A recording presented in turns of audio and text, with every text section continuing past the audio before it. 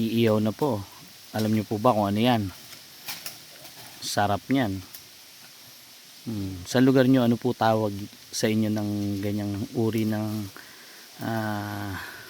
eel? Sa amin kasi ang tawag dyan ay palos dito sa amin sa Bulacan. Sa mga katutubo, talunasan kung tawagin. Yung iba tinatawag naman siyang kasili. O depende kasi sa lugar yan, iba-iba ang tawag eh. Sa lugar nyo, anong madalas na luto ang ginagawa nyo dito sa palos o kasili?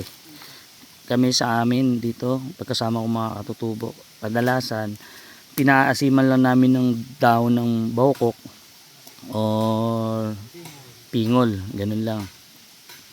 Yung iba kasi masarap magluto niyan. Nung araw may napanood ako, yung palos ginawang sardinas. Kaya parang tingin ko pwede naman kasi masarap nga yung ano nito, lasa nito. Diba? Tapos ang kahalintulad na lasa niya, parang lasa siyang hito. Inihaw na hito. Pero mas masarap siya sa inihaw na hito. Umaga may hawig lang.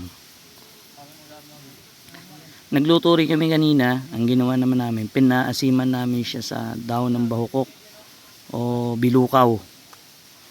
Bilukaw, di ako sure kung sa Bisaya tinatawag yun na bilukaw o sa Bicol. Pero dito, ang mga katutubo kung tawagin siya ay bahukok. Pero sa amin sa Bulacan, bilukaw din kung tawagin. Masarap dun sa bilukaw yung bunga niya. Masarap ang asim. Inihaw lang oh. Saka alam niyo yung cherry.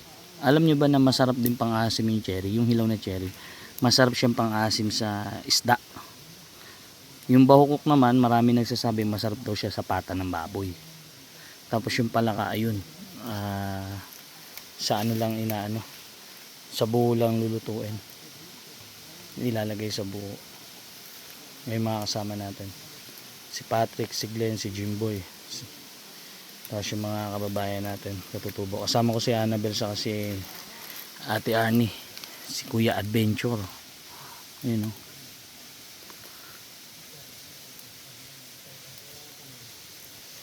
Ayusin natin. Gara malamang na ito mapilas to.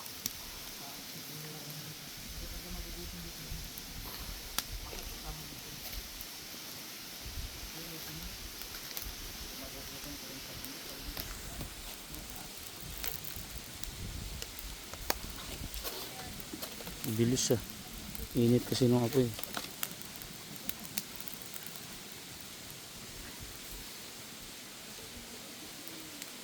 Toyo kalamansi lang sa usawan yan, okay na yan. Okay na kaya yan, Nad? Ito nga mag-ayos.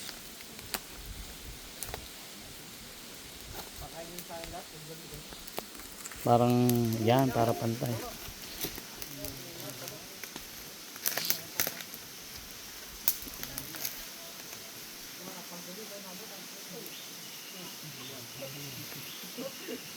Abangan nyo po yung masarap na kainan namin mamaya. Dahil puntahan natin yung yung katutubo na makapal yung buhok. Oo. Ilang araw lakad? Hanggang tanghali lang.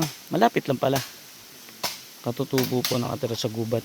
Talagang doon siya nakatira. Hindi siya buwaba ng Kabayanan. Pupuntahan namin minsan.